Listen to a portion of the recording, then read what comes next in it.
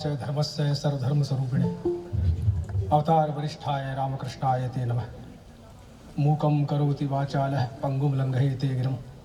यत्कृपातमहं वंदे परमानंद माधवम। परम सम्माननीय प्रोफेसर नगेंद्र सिंह जी, पूर्व अधिष्ठाता शिक्षा संकाय महर्षि दयानंद सरस्वती विश्वविद्यालय अजमेर, क्षेत्रीय शिक्षा संस्थान अजमेर के अधिष्ठाता शोध शिक्षा विभाग के पूर्व अध्यक्ष, विस्तार शिक्षा विभाग के पूर्व अध्यक्ष भी आप रहे हैं।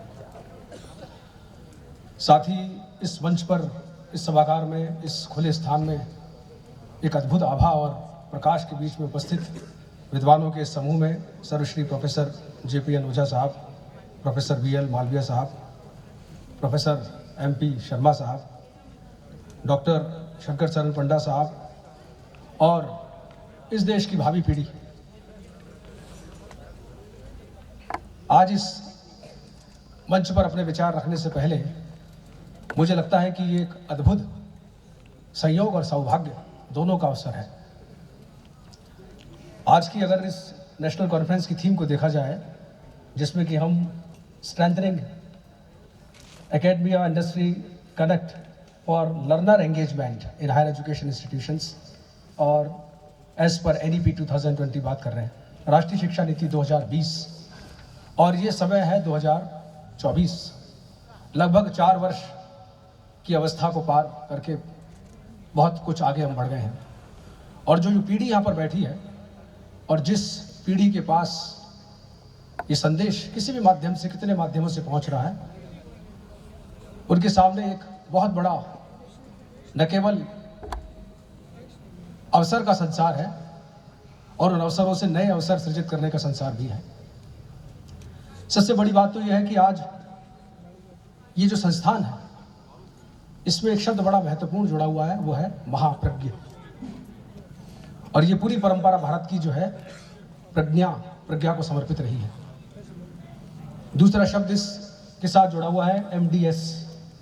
महर्षि दयानंद सरस्वती। महर्षि दयानंद की परंपरा का आशीर्वाद, महाप्रज्ञ जी का संकल्प इस संस्था के साथ जुड़ा हुआ है और एक्सीलेंस शब्द इसमें जुड़ा हुआ है। और आज का यदि अवसर देखा जाए तो माघ मास है, शुक्ल पक्ष की प्रतिपदा है, और कहते हैं कि माघ, कालिदास और भारवी, ये 3 ऐसे धुरंधर विद्वान हैं जो इस परंपरा से जुड़े हैं। वो जानते हैं कि उपमा कालिदासस्य भारवे रथ गौरवम। कालिदास जो उपमा देते हैं और भारवी जो अर्थ गौरव देते हैं, वो संसार में अद्वितीय है। और चूंकि माघ की बात की जा रही है, फरवरी का महीना है और आने वाले समय में बहुत बदलाव हमको दिखाई देंगे। अभी जो बात आदरणीय RC लोढ़ा साहब ने कही, मुझे लगता है कि वो एक बहुत बड़ी दिशा है हम सभी के लिए। राष्ट्रीय शिक्षा नीति के संदर्भ में यदि हम बात करें तो जिस जनरेशन से मैं अपना संवाद स्थापित करने का प्रयास कर रहा हूँ, उस जनरेशन की उस भाषा में ही बात करने का प्रयास करूँगा जिस भाषा को ये जनरेशन बहुत अच्छे से समझती है। और ये मान के चलता हूँ मैं, जो कि हमारी राष्ट्रीय शिक्षा नीति कहती है कि जिसको हम क्रिटिकल लाइफ स्किल्स की बात करते हैं, हम क्रिटिकल थिंकिंग की बात करते हैं, हम रिफ्लेक्टिव प्रैक्टिस की बात करते हैं, डिसीजन मेकिंग की बात करते हैं, और एक बहुत बड़ी बात है rootedness and pride in India, कि हम जिन जड़ों से, जिन धरातल से हम जुड़े हुए हैं, उस पर गौरव महसूस कर सकें और अतीत की जिन परंपराओं में हमारा ये वर्तमान का वृक्ष, जिसकी जड़ें गहराई में कहीं ना कहीं भारतीय संस्कृति के धरातल पर जमी हुई है,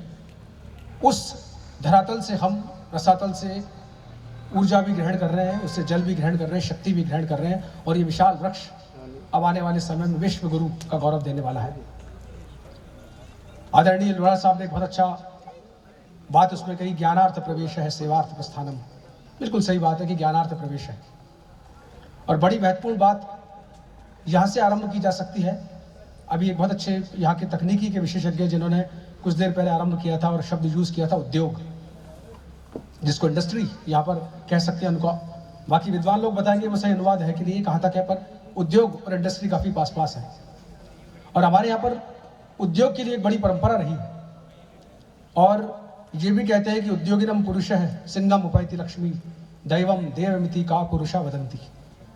कि जिस तरह उद्योगी पुरुष होता है